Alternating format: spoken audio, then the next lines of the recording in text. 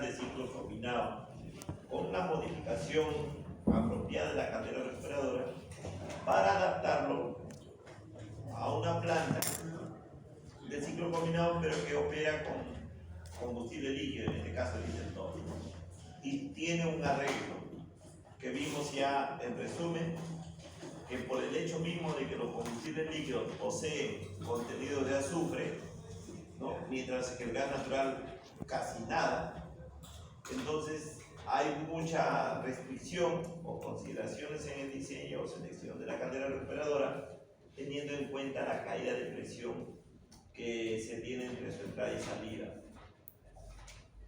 ¿Por qué? Porque una exageración de esa caída de presión, pues lo que genera, dijimos, el proceso de el punto de rocío del agua en formación, y que eso llevaría pues a mezclarse con el SO2 y conformar pues un ácido, el ácido sulfúrico, que es altamente nocivo para las paredes de la zona por donde circula el flujo. En este caso, tanto la parte de los serpentines intercambiadores como también de la propia superficie interna de la caldera recuperadora. Eso, ¿no? Y en tal sentido, pues vimos que quien genera esa caída de presión pues es el incremento de intercambiadores de calor en el interior de la caldera recuperadora. Por eso es que lo que se buscaba cuando se trata de combustibles líquidos, colocar precalentadores fuera del interior de la caldera recuperadora. Sin embargo, con esa misma tecnología del centrofugaz y turbovapor, pues acá lo que quería mostrarles es el caso de que esta misma funcionando, pero con una caldera seleccionada para que trabaje con ese tipo de combustible, es decir, con un combustible gaseoso sin contenido de azufre. Y ahí vemos claramente, pues miren, ya la caída de presión se supone al haberle integrado un precalentador adicional acá, de 1, 2, 3, 4, 5 intercambiadores. En el otro caso solamente había 4 intercambiadores. Eso generaba, fíjense, 28 milibars de caída de presión. En cambio acá, trabajando con gas natural, creo que se ve ahí, trabajando con gas natural, llega a 30 milibars. ¿Cuál es la diferencia? De 28 a 30. O sea, 2 centímetros de columna de agua puede generar un problema acá de la aparición del punto de rocío ácido del agua en formación. Pero hay otro problema más grande también, ¿no?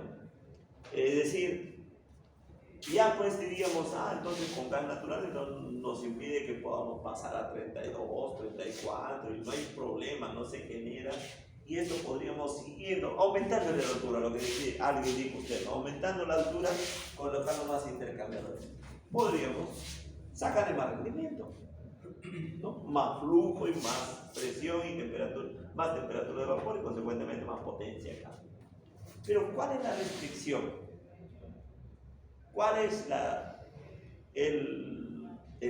limitación que puede haber para que uno vaya, vamos a decir, colocando más elementos de intercambio de calor? ¿Cuál sería?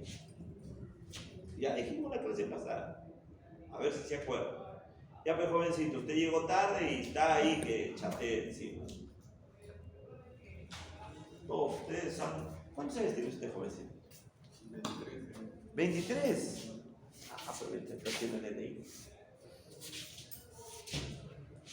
23 es un ciudadano bien desarrollado.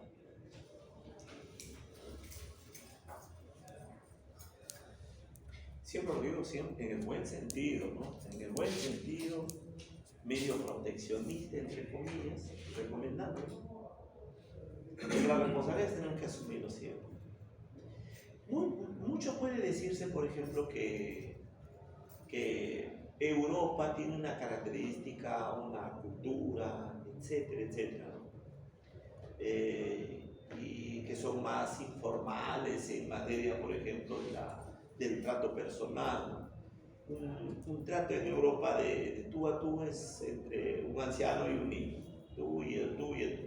En nosotros, en nuestra idiosincrasia latinoamericana, todavía esto de no podemos decir, pues sea usted. O sea, bueno, Colombia es el extremo, pero es así, pues, ¿no? Entonces las culturas se diferencian por esas circunstancias, pero hay un punto que nadie le va a quitar al caso de los europeos, son muy cool. ¿Y cuál es la variable de los cultos? No solamente vamos a decir, pues, ya, pues son familias, pero ¿quién los hace así? Si ustedes le buscan, una de las variables más grandes es leer.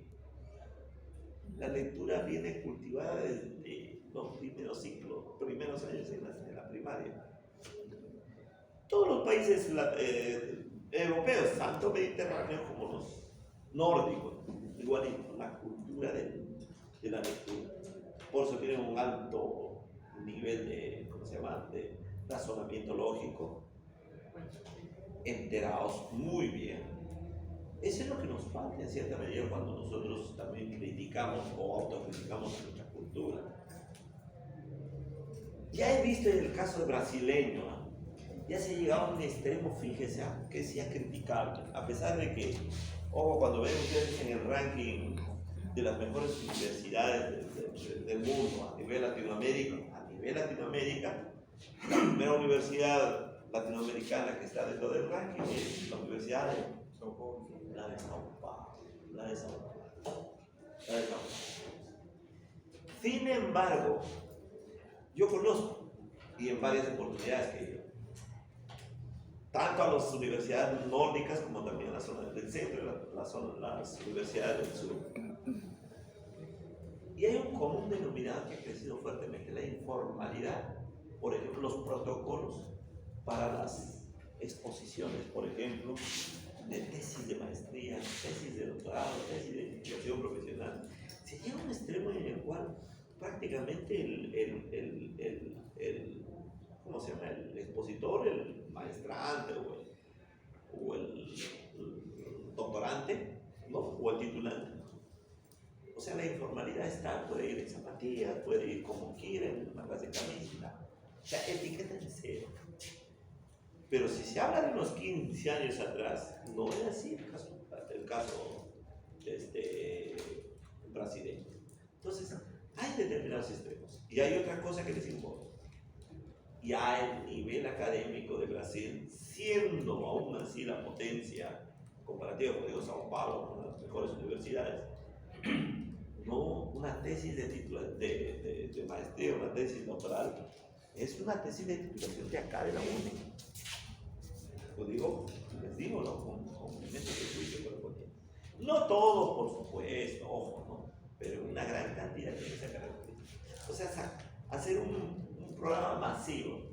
Por supuesto que el Perú decía el extremo al extremo, ¿no? Acá ya se venden los diplomas de doctorado, de maestría, pero eso.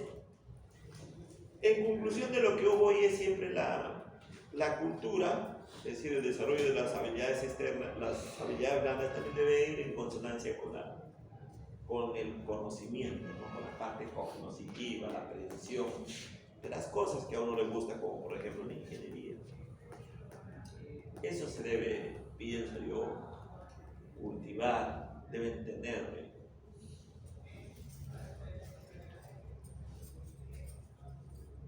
Hace poco mi colega,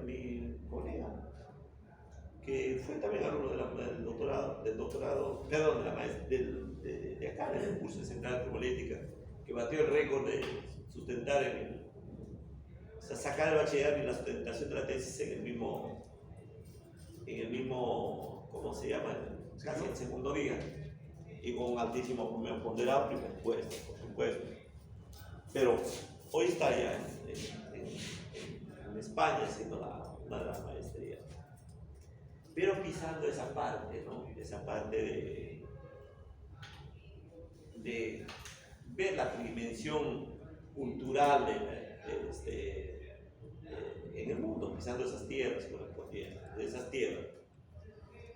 Y en otro punto que, fíjense, siempre yo valoro mucho a las personas que no solamente ser capaz de sacar un primer puesto, estar en el tercio superior, en el quinto superior, o en el medio superior o lo que fuera, pero se sientan capaces de que están haciendo lo que les gusta, que esa es la parte fundamental.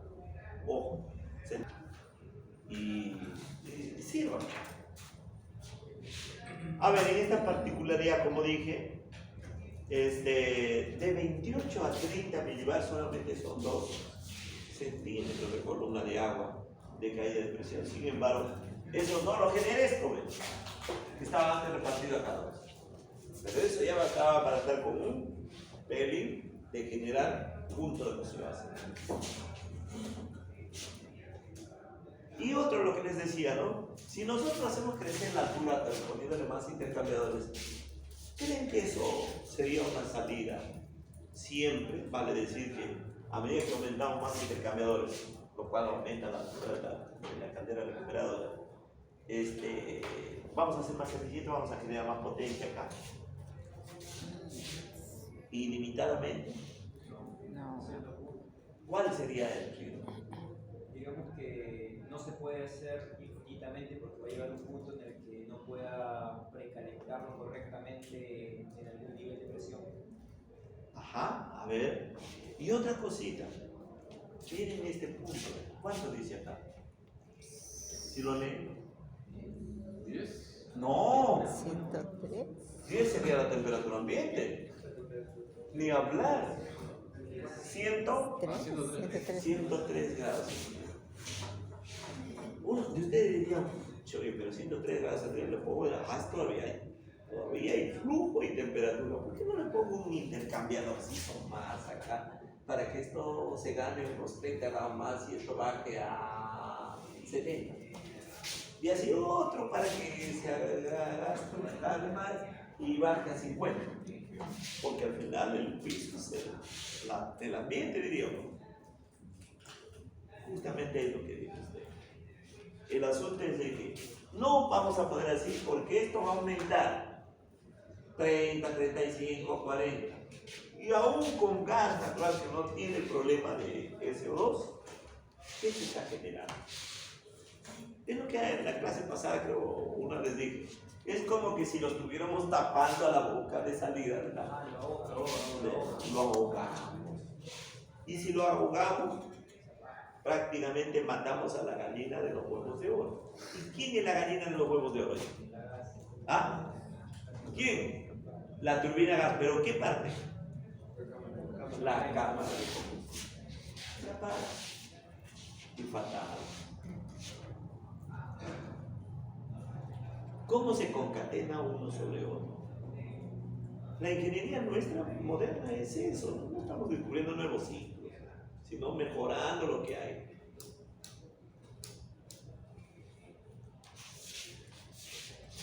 También así, en conclusión diríamos que el elemento que más juega para conseguir lo mejor que podemos aprovechar acá es la caldera recuperadora, independientemente del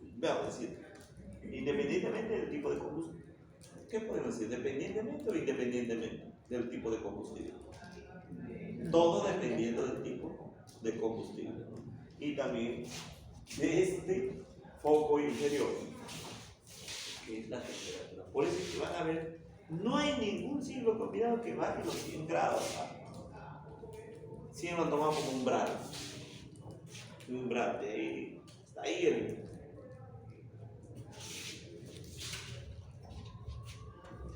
y ahí está, miren, saquen la cuenta. ¿Cuánto dice acá? Bueno, 110.2 megavatios de potencia se ha sacado, fíjense, con esta caldera. Y con un combustible, ¿quién es más barato o más caro? ¿El diésel 2 o el gas natural? El gas natural es El gas es el más barato, fíjense. Con el gas siendo más barato, más benigno con el medio ambiente, hemos sacado 110.2 megavatios frente a 106.2. O sea, son 4 megavatios de potencia, 4 y pico megavatios de potencia que se ha sacado. 4 y pico más de potencia, con combustible más barato. Por lo tanto, el costo kilowatt hora acá se ha bajado fuertemente. ¿Qué ventaja tiene, fíjense, el gas natural? Ojo, les digo, esta evaluación se ha hecho en una planta de ciclo combinado en la zona centro española, de los años 2010 al 2014. Estoy tomando esa referencia, porque esas fueron las centrales que me tocó en ese tiempo hacer auditorías energéticas. Y de eso tengo estas referencias, que al final de cuentas las bases nunca se van a modificar. Lo único que cambia es los arreglos, principalmente, en función de las herramientas que se tienen para optimizar. Hoy todo es optimizar.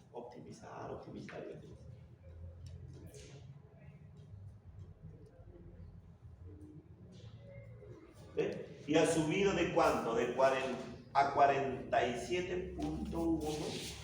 O sea, es el cociente, fíjense, de 230 megavatios de potencia, 102.2 entre 230, 47.1 respecto de 46. O sea, se ha cargado 46, 47.9, ¿no? 47.9 me parece. 110.2 entre 230. 47. Pero más de 1.2 megavatios, perdón, de rendimiento. Ustedes siempre deben sacar pluma, ¿no? ¿Cuántos megavatios se han así en términos largos, ¿no? Son 4 megavatios adicionales que se han sacado, ¿no? Son 4.000 kilovatios. Multiplíquelo eso por 7.000 horas al año, porque al año 4.000 por 7.000. 28 millones de kilovatios hora sería, ¿no? 28 millones de kilovatios hora. Y bueno, en el caso español, el costo kilowatt hora de una central generada con gas natural estaba en algo de 8 a 10 centavos de dólar el kilovatio. Vamos a cambiar a 8. A 8 centavos del kilovatio. ¿Cuánto sale? O sea, cuando era 4 por 7, 28, ¿no? 28 millones. 280.000. Por 7 sobre 100 al año. A ver, 28 millones por 7 sobre 100. No quieren sacar las cuentas ustedes. ¿Ah? $1.960.000 al año. Fíjense. Y esto es que le estamos sacando así, y después el gas natural es más barato que el diésel, como les digo, todo el mundo. En el que tiene y en el que no tiene. ¿Y ese dinero a quién te va? Estamos sacando netos, ¿eh? Porque eso es lo que se deja de producir. Ahora la otra pregunta es, ¿con qué infraestructura, con qué inversión? ¿Cuál ha sido la inversión? ¿Cuál creen que ha hecho de mayor inversión? Es poner un serpentín de esta naturaleza, a ver, que no es caro, esto no es caro, es un precalentador, frente a estos dos precalentadores externos. Estos sí son caros. Estos sí son caros. Los controles americanos, miren,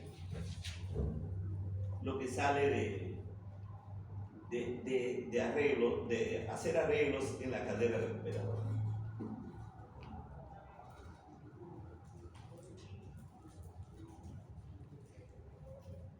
Creo que les comenté, ¿no? O ustedes aprendan, entren al...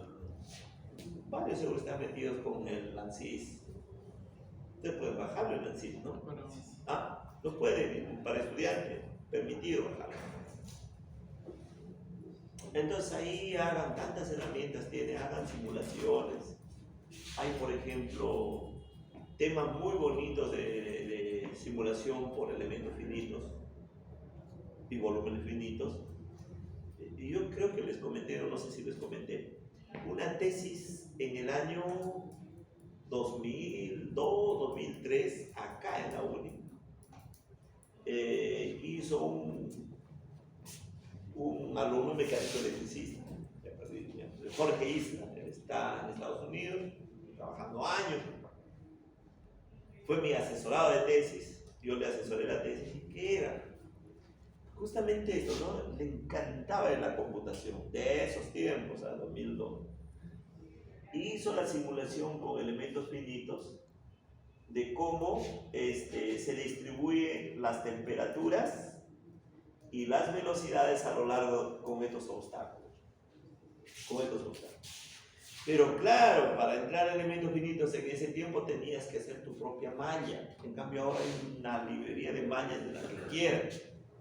Todavía mallas compuestas en las cuales se afinan para determinadas zonas y se ajustan para otras zonas. O sea, que como le llamaban adaptabilidad de malla. O sea, es todo un arte para hacer malla. Pero hoy tantos millones se han metido ahí que han puesto ya como biblioteca. O sea, ahora es seleccionar malla. Y nada más. Es en ANSYS. Vean, hay selección de malla para lo que quieran, para la geometría que quieran. Él se construyó, su código está. Vázquez Isla, Jorge Vázquez Isla, búsquelo. La tesis de titulación profesional ahí en la biblioteca. Hoy dirán, pues, mucha que facilita, ¿verdad? Pero en ese tiempo era la codificación, hacer su propio código fuente. Lo hizo en que fue C++. Y utilizando elementos finitos. También con ese tiempo con algo de volumen infinito. Pero sacó un diagrama. Siempre en esto de las han visto, ¿no?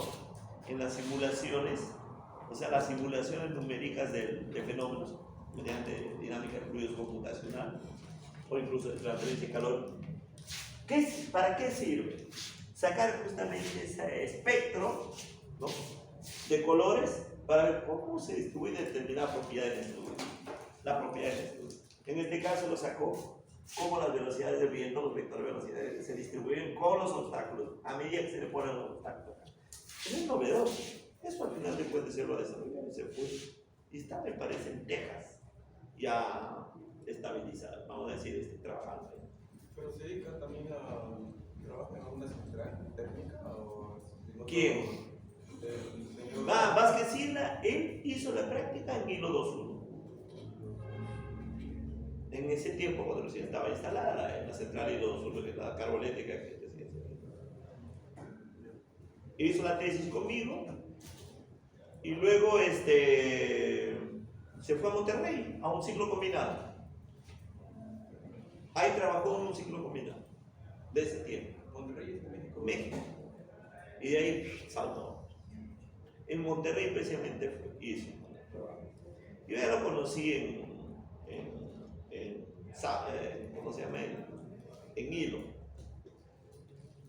Y de ahí empezó pues justamente la relación y al final de cuentas él viaja y ya con el perfil que habíamos hecho de esta parte, le gustaba mucho la parte de la computación. Hacer simulaciones con esos albores de la simulación numérica en ese tiempo. Pero entonces hoy tiene mucho, o sea, la ventaja de hoy ya no es generar código fuente, es seleccionar mallas. Perdón, no es generar programas con código fuente, sino más bien pegarse al culebrón, pues al Python, por ejemplo, ¿no? Y tal. El trabajo que estamos haciendo nosotros acá, y ya lo estamos terminando, cerramos en este mes.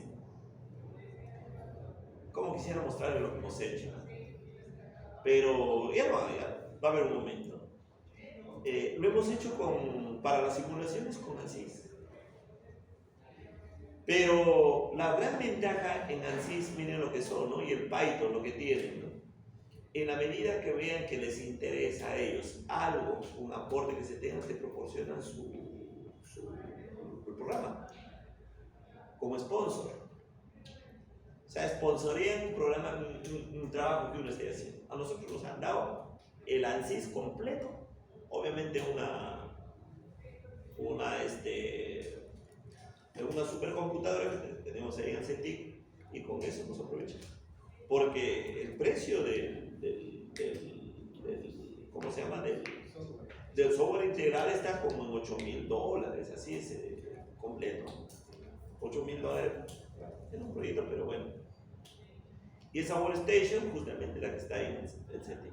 Cuando uno quiere hacer investigación, hay medios, ¿sabes? Muchos se cree uno que no hay. Se busca y se encuentra. Y eso nos ha valido para hacer esa optimización de un determinado fenómeno. Lo que hemos hecho es un pequeño aerogenerador novedoso. O sea, un día lo vamos a exponer acá. Y ese generador, pues obviamente a punto de simulación. A ver, más o menos para comentarles un poquito, a veces me quiero salir, pero es que es interesante y ojalá porque eso vamos a continuar. ¿Qué tal si les comento un poquito? ¿Ah? Sí. Ay. Vamos a ver. No quiero desviarme de esto, pero también es esto importante comentar.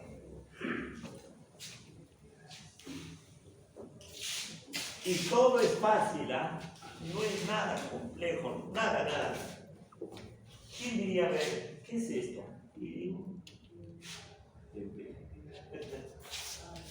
Es una tobera completamente divergente. Muy bien, esto es lo que queríamos enseñar. Hemos querido optimizarlo, pero en flujo externo. Cuidado, el efecto Bernoulli siempre se habla, pero es para flujos internos y tuberías. Ahí funciona y idealmente. Pero acá con aire, con viento de 2 metros por segundo de velocidad, 4 metros donde las turbulencias son bestiales. Y hemos dicho, queremos punto objetivo, que en esta garganta, se dé a una velocidad de entrada de viento y un diámetro de acá, tal. Queremos optimizar y encontrar la mayor velocidad posible. Obviamente ese clima, bueno, ruidos uno, facilito la proporcionalidad, pero y aplica, y punto. No es así, porque acá el problema es, flujos turbulentos totales, ¿no? Con vórtices, etc. Que con pequeños cambios de temperatura ya se valora el flujo. Nunca es lo ideal que dicen que acá lo encontramos de esta manera. Nunca. ¿Saben lo que sale en la realidad? Sale así. Así sale el flujo. Ya cuando lo hemos analizado, optimizado. Pero bueno, ¿en qué vienen las herramientas, diríamos? Lo que queremos es optimizar este diámetro frente a este de acá y esta longitud de acá. O sea, hay variables, ¿no? Una variable esta X, esta variable Y esta variable Z. ¿Cómo buscar que esas se optimicen para un objetivo? Que esta velocidad B para este diámetro D salga a una velocidad de flujo, pero lo más alta posible. Lo máximo posible. Eso es. Entonces lo que nosotros hemos hecho es optimizar, es decir, ¿qué curvatura debe tener esta pared? ¿Qué curvatura? La ecuación es la ecuación de Navier-Stokes en un flujo incompresible para un sistema unidimensional. Aparentemente fácil, lo bidimensional.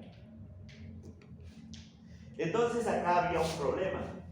¿Esto cómo lo hacemos? Esto lo hemos hecho bajo una forma de perfil aerodinámico. Esto es un perfil aerodinámico. Pero ojo, el objetivo para nosotros era que este D sea este mismo de ella. Esa es la condición. Es un condición. Entonces ahí es donde hemos utilizado el ANSYS, ¿no? Todo lo que es las herramientas para optimizar o sea, para analizar el flujo y con todos los tipos de, ¿cómo se llaman? De rejillas, de mallas correspondientes, concentradas en esta parte, ¿no? Y tal. Entonces ese era un punto. Pero ahora, el problema es la velocidad de computación, ¿no? Tú le metes rejillas inmensas y el tiempo de computación es altísimo, o sea, mucho demora. ¿Pero por qué demora? porque obviamente para esta geometría de acá,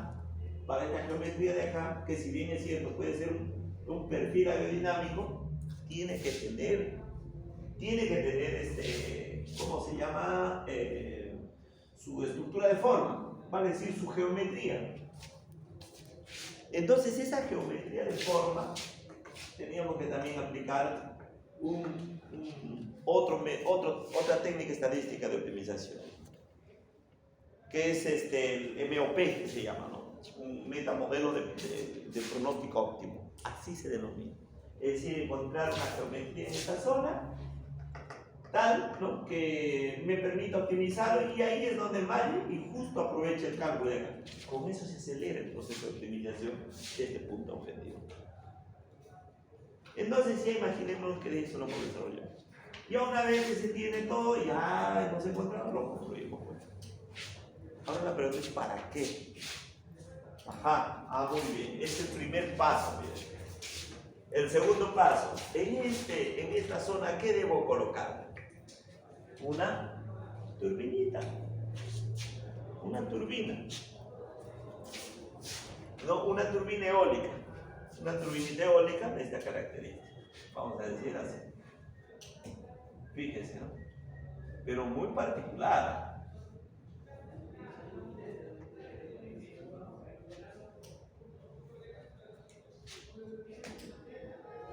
Fíjense, con unos álabes de esta característica. Un tripala, pero con esta característica. ¿Saben qué? Y en este eje, una puntita. O sea, este es un aro, perdón, un cilindro. En este se adhieren, se fijan los álabes y termina en una puntita. Esa es nuestra turbina, nuestra novedad. Este lo hemos patentado. Entonces, y ahora digo, lo coloco esto acá, pues. Lo coloco esto acá. Ya. El viento viene y lo mueve ahí.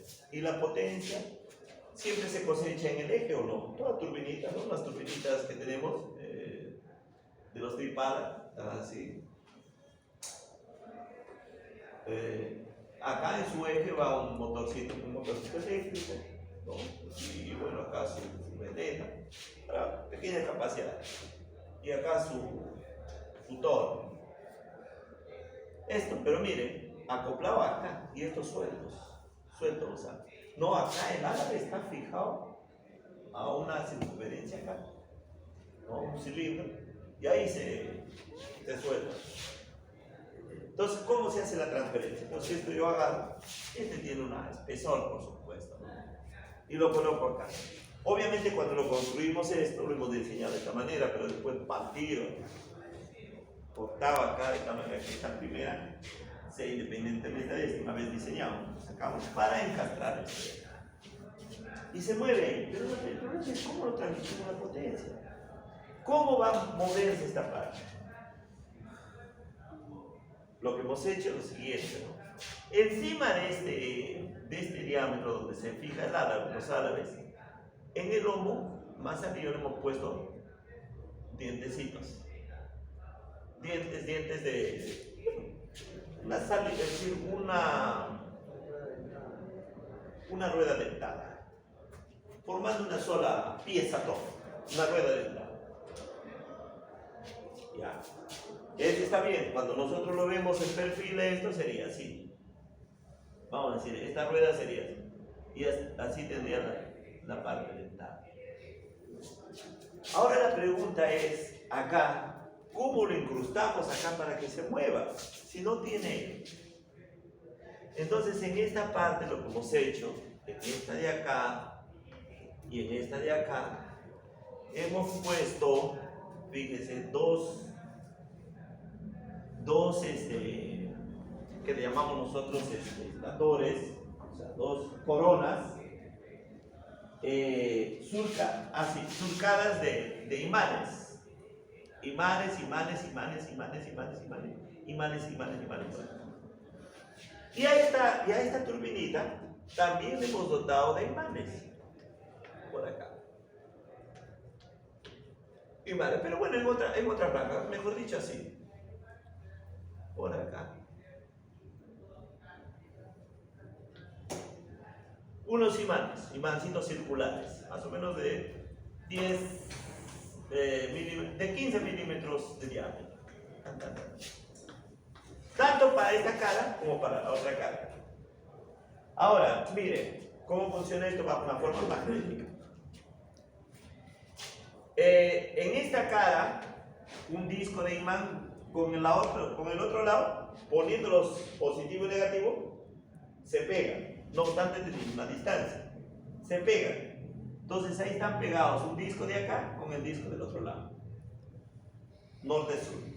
¿Está bien? Entonces, así se conforma. Ahora, esos discos magnetizados, con otros magnetos que tenemos acá, que están, vamos a decir, por ejemplo, estos están todos dando polo norte, justo dan con el norte del otro lado de acá, de este rotor. Este es el rotor, con su norte. ¿Está bien? Entonces, ¿qué se hacen los dos? Se repelen, perfecto. Pero este norte de acá, con el sur de acá, en el rotor, se juntan, por eso están pegados.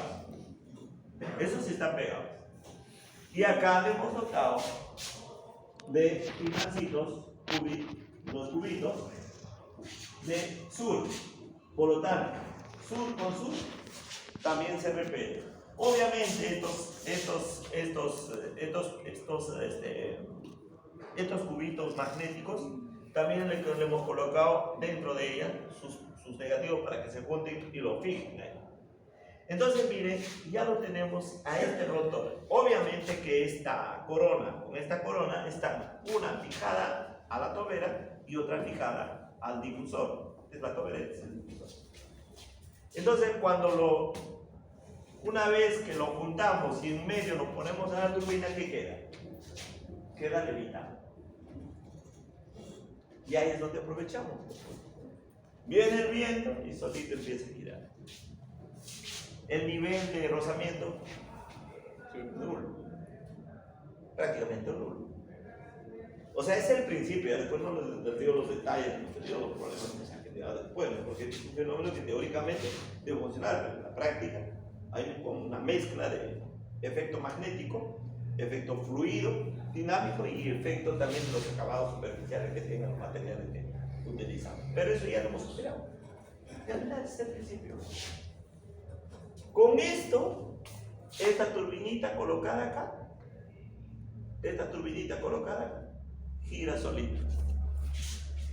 Y ahora decimos, ¿y dónde le pongo la transferencia de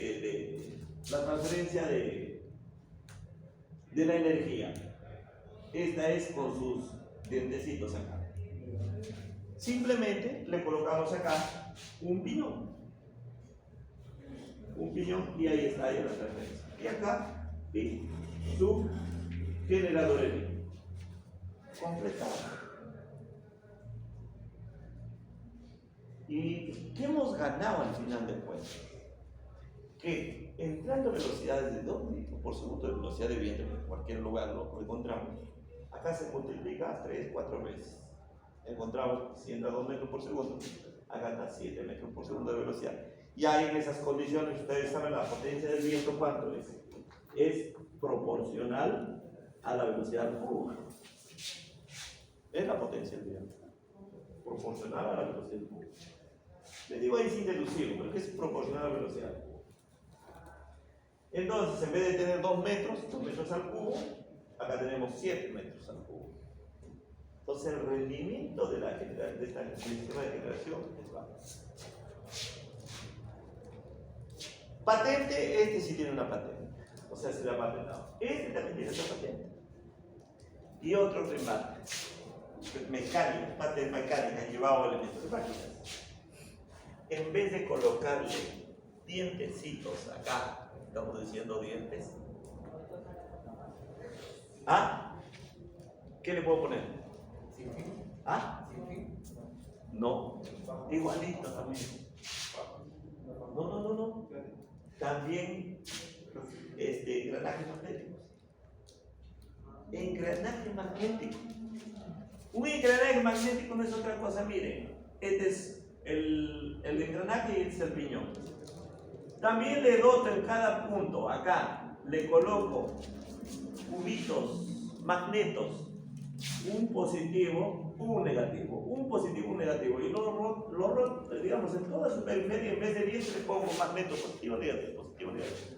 Y ahí se también positivo, negativo, positivo, negativo. Si este gira, téngalo por seguro que también gira. Y con una lucecita pequeña, o sea que ni contacto. Es la tercera patente que le hemos puesto aquí. Entonces, 3 cosas según lo que se decía, pero modestamente, sin mucho tal. Pero que sí les comento porque ojalá les llame la atención y hay compañeros de ustedes que están saliendo y si quieren integrar. Es muy bonito el trabajo. Ahora, ¿cuánto de potencia se saca? Pues 300 vatios. Hasta 500 vatios puedo sacar. Ustedes dirían, ¿Cuánto es la eficiencia? ¿ah? El coeficiente de potencia. En aerogeneración,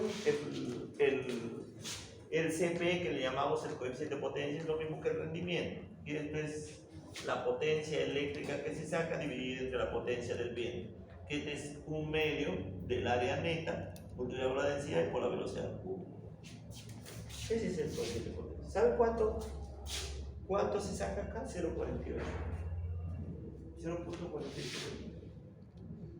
Para esta capacidad, un aerogenerador de este tamaño saca 0.25, 0.22, está en ese tipo. Y nosotros hemos conseguido 0.48 en teoría. Ahora en las pruebas que hemos hecho, ha salido a 0.40. Pero 0.40 es, o sea, 40%, 40%. Ingeniero, el inconveniente de la dirección del viento. Es que esa es la otra ventaja. ¿Cómo lo vamos a ubicar nosotros esto? Si esto trabaja con velocidades de viento hasta con 2 metros, que ahorita sale por ahí ese vientito y ya es 2 metros. Pero lo concentras, te pasa 7 metros, 6 metros, 2 metros. Entonces hace falta tener seguidor del viento. Por ejemplo, es casi como en una casa, ¿no? Es decir, esta pared pone estos, unos 7, unos 10 a lo largo de vive en tu tercer piso, vamos a decir. Hay como decoración también, ¿no? Decoración, una pared hueca con esto. ¿Qué cree que le genera? No le hace falta buscarlo el viento. Se suman las 10 y ya tienen potencia. ¿Ah? Le puedes poner unas paletas, tal vez. Eso ya es, miren, ya les nacen otras posibilidades. Acá no es solamente una, les pueden hacer una serie. Pero nosotros es modular en fijas. ¿Se entendió? ¿Y la financiación, ingeniero, que Con CITEC concursamos. Con CITEC concursamos. ese fue el concurso que estaba haciendo el año pasado? No, con CITEC anualmente lanza a nivel nacional. Con 10 proyectos de financiación, o sea, por 10 proyectos nacionales que lo lanzó, 2 ganamos de la U. 2. Uno en química y nosotros en mecánica. A nivel nacional. ¿Presupuesto fijo que se determina o es Son 500.000 soles. Claro, son 350.000 que nos dan así. Bueno, ni así, si no viene la UNI. Viene la UNI, por desgracia, no viene a nosotros para poder administrarla de la mejor manera. Si no viene la UNI. Y 150 es ¿cómo le llaman? Fondos, una partida no monetaria. Que eso nos representa la institución con su infraestructura. Nosotros tenemos el túnel de viento. ¿Cuánto cuesta el túnel de viento? ¿Cuánto cuesta la utilización diaria? Por hora. Esos precios le tiramos pluma, eso es lo que da la contraparte de la universidad. ¿Alguna pregunta? Pero fíjate, el video está bien, pues. ¿Cómo lo mueves? O sea, ¿cómo lo orientas? una veleta? Claro, pero como digo, el escenario no es desde que sean módulos de 10, de 20 fijos, hay una pared, hay decoración. ¿No han visto ustedes en esa gran capital árabe, donde fueron los Juegos Olímpicos? Perdón, Qatar, pues, siempre está bien. El mundial de Qatar. Claro. Hay ¿cómo le llaman? Edificios vanguardistas y todo, que tienen unas formas geométricas raras. Ahí se puede aplicar también. Y en esas capacidades para autogenerar.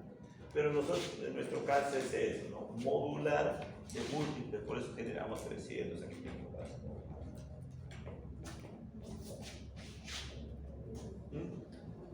Ese es, fíjense, el trabajito.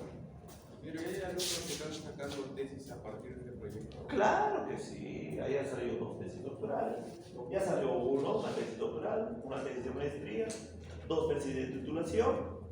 Justamente el de Andrés, que está en España ahorita, él ya tiene para la tesis de titulación, tesis de maestría. Yusef, que también es egresado de acá y que está en Brasil haciendo doctorado en São Paulo, también sacó la tesis de titulación, pues, hace poquito. Obviamente todo aterriza en eso. O sea, todas las cosas deben tener, eso es lo que se dice, un objetivo académico y un propósito de utilización. Objetivo académico y propósito de utilización.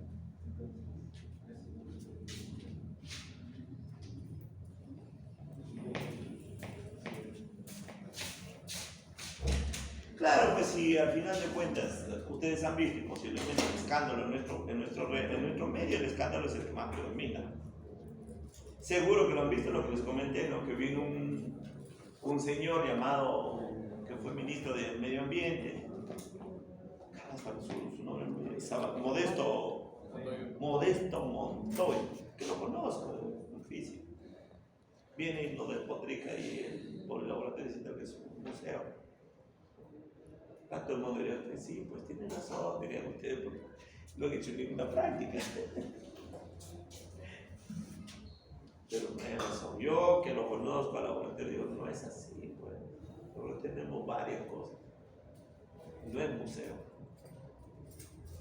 Pero hay gente pues, que por propósitos políticos, por protagonismos baratos, no les interesa en absoluto tumbar a una institución como la nuestra. Hay que defender a nuestra institución, esté como esté, pero algo tiene de bueno. Sí, pues. A ver, vamos a continuar de acá. De acá lo que quería mostrarles es, bueno, todo aterriza en hacer un balance energético, ¿no? Ya sea en términos de potencias, ¿no? Ya sea en términos porcentuales de energía o de potencia, o en energías anuales. Mucho en el ámbito de la evaluación energética se hace a nivel anual. Por eso es cuando se dice, ¿no? Oye, de tu central a central de ¿cuántas horas de utilización tuvo al año? Pues 5.000, otros 6.000. Ah, es el aerogenerador de Talara, ¿cuántas horas de utilización? 3.500. Es un parámetro importante. ¿Qué es eso de las horas? Es el tiempo en que trabaja, opera esa central a un nivel de potencia, cualquiera sea.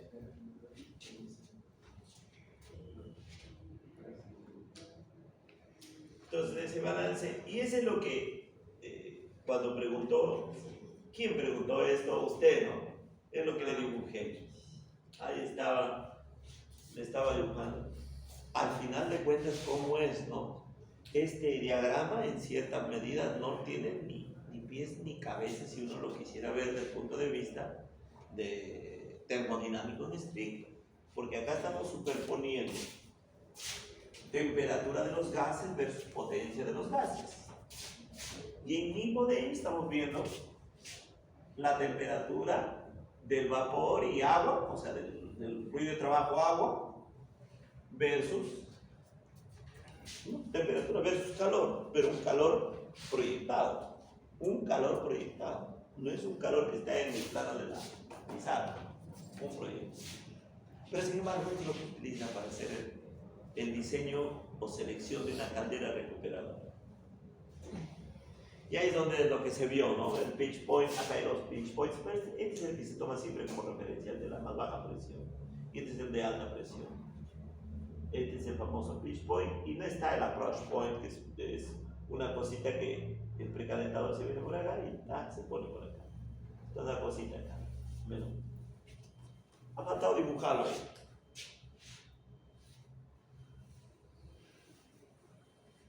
¿Cuándo no quisieran sacar una tesis de titulación profesional? Implementación de la central de Santa Rosa de la TG7 para transformarlo en un ciclo combinado. Y hacen lo que hacen la monografía. Y ya está. Ojo, hay unas tesis pomposas que salen incluso en la César Vallejo. Balance energético de la central, no sé quién o no sé cuál. Se ponen a verlo, es una desgracia. O sea, no es nada, es un documento técnico de lo ven cualquier cosa. Pero le ponen un cliché, uno. Por eso no se guíen de esas, hay documentos, cuando ustedes bucean y se encuentran, incluso entrando ahí a subir los temas de tesis de las universidades. Pero yo creo que ustedes con su conocimiento tranquilo lo hacen de la mejor manera. Este es para el primer ejemplo que les mostré. Está hecho para eso. Dos evaporadores, uno de baja presión, uno de alta presión. Un precalentador economizador de baja presión y está, nada más. El economizador de baja presión y su sobrecalentador de escalado.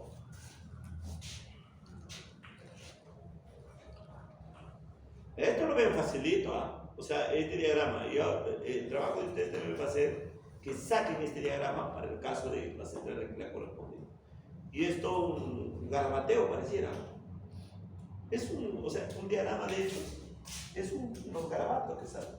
Sí, por acá unas formas diferentes. Todo es por aprovechar esta línea de acá. Porque esta es la fuente.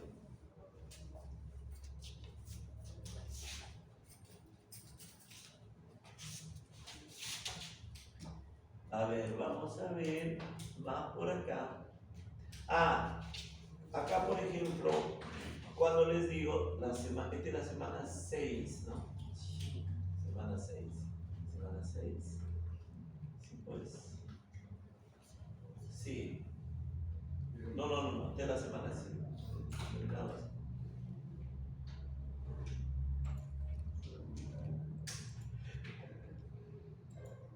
Ahí está, esta es la semana 6. Acá lo que hemos estado viendo es esto, ¿ven? Efectos, los parámetros más importantes de diseño sobre la producción de potencia y rendimientos en centrales de ciclo combinado. ¿Cuáles son esos parámetros? La presión de vapor vivo. ¿Cuál es la presión de vapor vivo?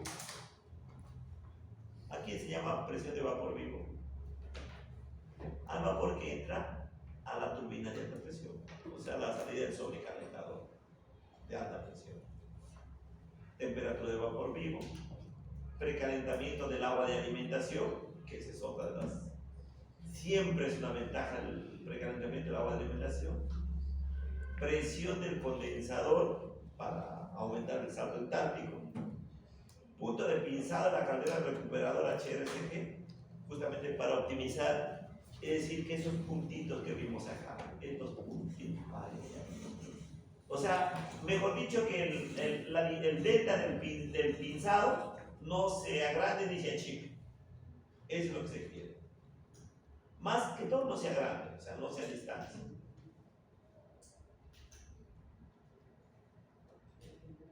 Entonces, de esas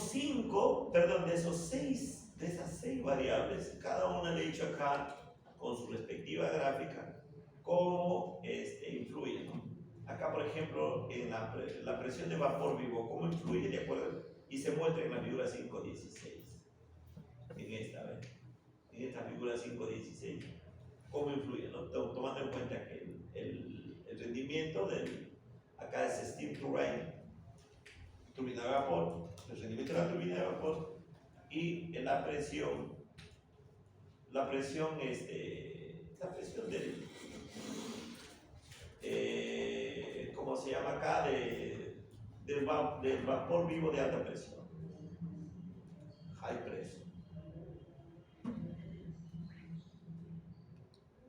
A ver, acá está, pues, arriba, a su derecha.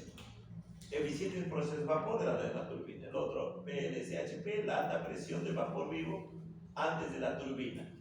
O sea, antes de llegar a la turbina de alta presión. Y lo mismo a la de la de baja presión. Entonces, eso, ¿no? ¿Cómo varía? Y ahí están, ¿no? Y ahí están los rangos justamente para ese tipo de turbina, perdón, de ciclo combinado que se le mostró arriba y que hemos hecho el balance. Y ahí vemos que a medida que la presión, ¿no?, que nosotros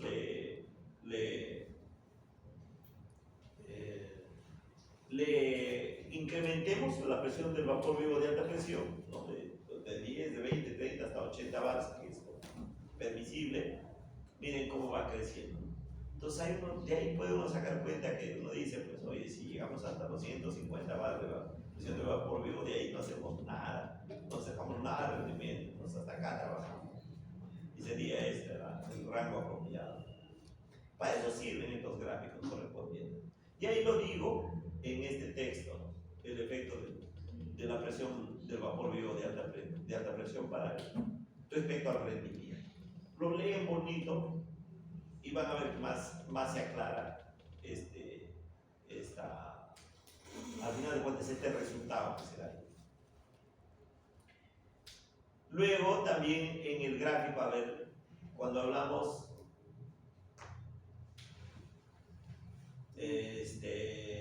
a ver, 116 está acá, es la del 516, por acá hay una del 517. En la figura, mientras que digo, la figura 517 es una presentación análoga para la presión de vapor vivo de baja presión. O sea, presión de vapor vivo de alta presión y presión de vapor vivo de baja presión. Es decir, son las entradas a la turbina. El de alta presión sería el que sale del sobrecalentador. Y en uno que vimos había una presión de vapor que iba a la turbina, a sus últimos escalonamientos. A esa se le llama presión de vapor vivo de baja presión. Entonces, acá está también esto, ¿no? Y vemos ahí el rendimiento en función de esa presión viva del vapor vivo de baja presión. Y tiene esa característica. Entonces, con las gráficas uno, repito, ¿no?, siempre se da cuenta en qué puntos debería optimizar o seleccionar para hacer operar la central si es que está ya instalada, o si es que está para construirse, pues esto nos vale para poder seleccionar esos parámetros fundamentales. Luego, la temperatura de vapor vivo. Ahora, ahí indico, ¿no?, que la temperatura de vapor vivo deberá también ser tan alta como sea posible, es obvio, sin que se aproxime mucho a la temperatura del gas de escape de la turbina. Eso sí, un sobrecalentamiento, digo, más alto en el evaporador de baja presión mejora ligeramente el rendimiento. Sin embargo, conseguirlo sin un sobrecalentador aporta la ventaja de reducir la caída de presión entre el evaporador y la turbina de vapor. Parece un trabalengua, pero cuando lo leen así bonito van a ver que calza con las gráficas. Al seleccionar la temperatura de vapor vivo de baja presión, digo, se debe tener en cuenta la diferencia de temperatura entre el vapor de alta presión después de la expansión y el vapor de baja presión en el punto de mezcla de la turbina. Y ahí se te concluye. Si la diferencia es demasiado grande dentro de la máquina, dentro de la turbina, dentro del sistema del turbovapor, se producen tensiones térmicas no convenientes. Y es cierto, pues cuando hay cambios bruscos de temperatura que le pega a una zona donde hay movimiento, simplemente se generan los denominados choques o tensiones térmicas. ¿Y qué eso qué lleva, los choques o tensiones térmicas? ¿A qué lleva? A la fatiga térmica, exacto. Ahora bien, una alta presión de vapor de baja presión presenta la ventaja de manera de un recalentamiento bajo, tal que reduce el peligro de erosión en la turbina debido a la humedad. Efectivamente, es lo que siempre se busca también. Nunca caer en la turbina muy cerca, o sea, en los últimos escalonamientos de la turbina. No debemos permitir que el vapor salga húmedo o extremadamente húmedo. Porque el vapor húmedo, ¿qué dijimos que genera? Genera erosión también. Y cábalas en los álabes, las turbinas, o sea, en los rotores de la turbina de baja presión, en los últimos escalonamientos. Esta consideración, dice, es una de las razones que aconseja instalar un sobrecalentador de baja presión, particularmente si la presión de vapor vivo de la condensación es alta y la que se tiene en el condensador es baja. Y así sale. Tal es así que hoy por hoy cualquier vapor que salga del evaporador de baja presión, de media o de baja o de media presión, siempre van a llevar un sistema de sobrecalentamiento. O sea, siempre van a sobrecalentarse. Nunca es conveniente meterlo como vapor saturado, como lo hemos visto en el ejemplo anterior. Ahora el precalentamiento del agua de alimentación, miren, es lo que se dice siempre ¿Por qué se precalienta? Dijimos, ¿se acuerdan?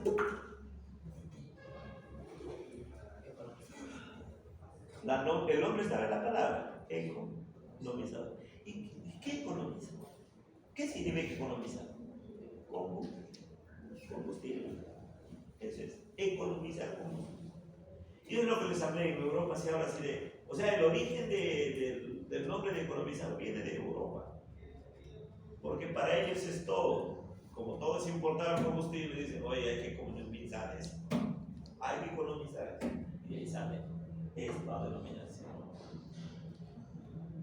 Precalentamiento del agua de alimentación. Como es el caso de sistemas de una sola presión, las turbinas de una sola presión, la temperatura del agua de alimentación afecta considerablemente al rendimiento del proceso de vapor, ya que influye directamente en la tasa de utilización del calor residual en la caldera.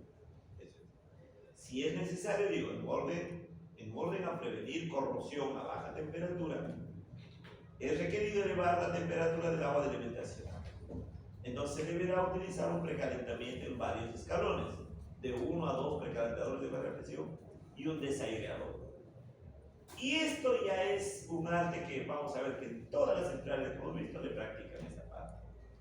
Es la modernidad ya. En las últimas centrales del ciclo combinado se aplica esta parte.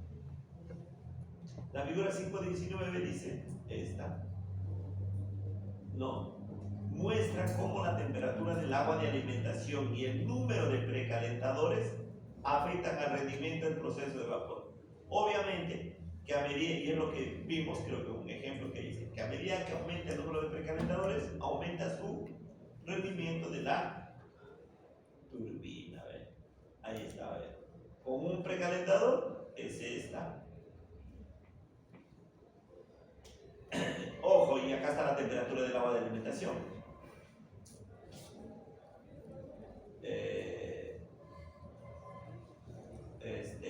1, con 2 y con 3. Obviamente con 3 es mejor. Ahí se nota claramente. Pero esto tampoco es indefinido. Acá se ha hecho con 3. Luego, la presión del condensador, que también es común, y decimos que a medida que aumentamos el salto entálpico, sacándole vacío abajo en el vapor de la turbina, en la salida de la turbina de baja presión, aumentará el salto entálpico, consecuentemente, la potencia de expansión de la turbina. Y eso lleva a una mayor potencia mecánica. Entonces, ¿qué digo ahí? En este 520, ¿ven? Miren cómo varía. En la figura 520, que es esta, se puede apreciar cómo la presión del condensador afecta al rendimiento o a la producción de potencia del proceso de vapor. A medida que aumenta la presión absoluta en el condensador, el rendimiento del proceso disminuye con una tendencia más o menos cuadrática. Una cuadra inversa. En un sistema de 2 niveles de presión, un deterioro del vacío en el condensador tiene un efecto mayor que en los sistemas con un solo nivel de presión, dado el mayor flujo de vapor de escape. Esta es otra lección. ¿Qué quiere decir? Que a medida que nosotros le practicamos más evaporadores, es decir, aumentamos las presiones, a medida que nosotros aumentamos el número de evaporadores, obviamente a 3, que es lo máximo actualmente que se practica, pues tenemos la gran posibilidad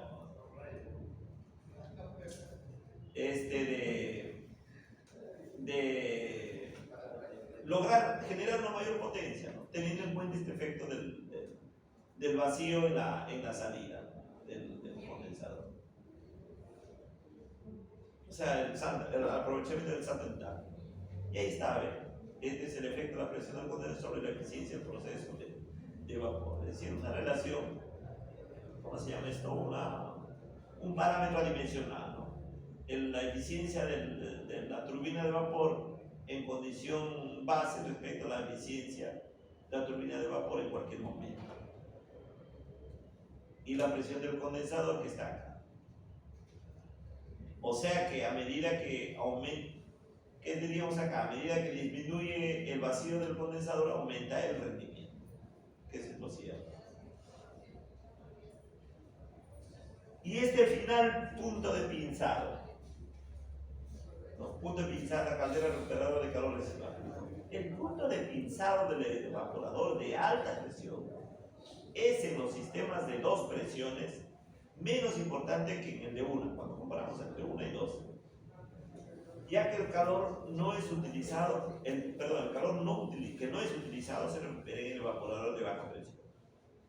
Ahora, la pérdida de producción de potencia se debe únicamente a la diferencia de exergía.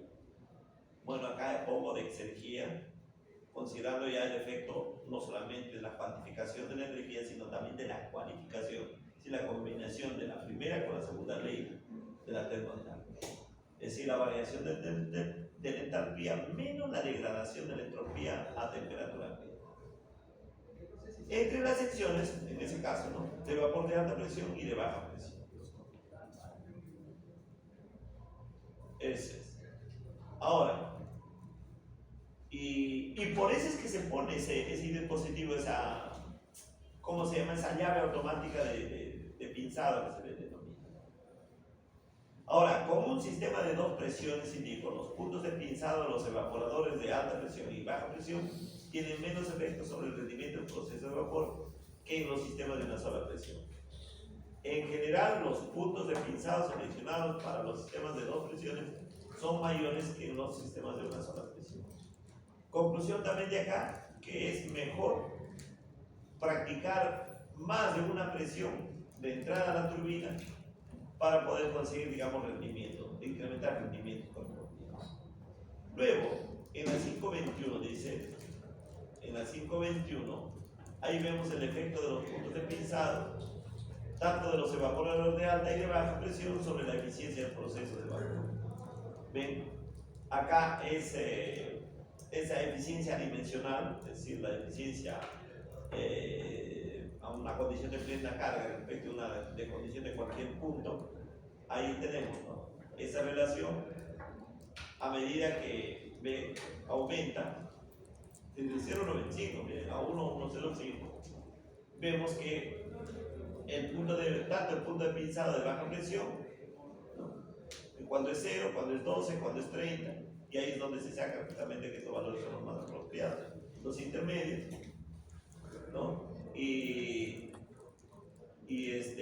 acá en función del punto de pinzado de alta presión, que ahí está también, ¿no? Acá lo que podemos decir que la conveniencia es en esta zona de acá, en esta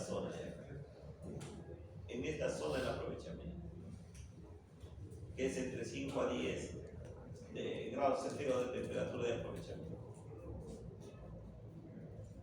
Y finalmente la temperatura de los gases de escape de la turbina. A ver, esto es lo que habíamos visto anteriormente, algo, pero especificándolo acá. ¿Ven? Cuando hablo, digo, ¿cómo influye la temperatura de los gases de escape de la turbina gas? Una disminución de la temperatura de los gases de escape de la turbina reduce el rendimiento del proceso de vapor, obviamente. Claro. Ahora, esta reducción, sin embargo, es menos pronunciada en los sistemas de dos presiones que en los de uno, dado que la tasa de utilización de energía no desciende tan rápidamente. Vale decir, cuanto más baja es la temperatura del gas de escape de la turbina de gas, mayor sentido tiene utilizar un sistema de dos presiones. ¿No? Este también lleva, ¿no?, el efecto de la temperatura del gas de escape lleva a que cuando hacemos un arreglo de un ciclo combinado con dos entradas en la turbina, es más conveniente con una sola. Y entonces ahí está esa figura 522, ¿no? Que indica, sin modelo muestra la relación entre los rendimientos de los procesos de dos presiones y el de una presión en función de las temperaturas del gas de escape de la turbina a gas. Entonces, a la temperatura teórica del gas de escape, 150 grados centígrados, esa relación es prácticamente la unidad. Es esto. Acá. Ya. Y entonces ahí está esa relación, ¿ven? El ratio de eficiencia de un sistema de dos presiones respecto a uno de simple presión en función de la temperatura de los gases de escape de la turbina.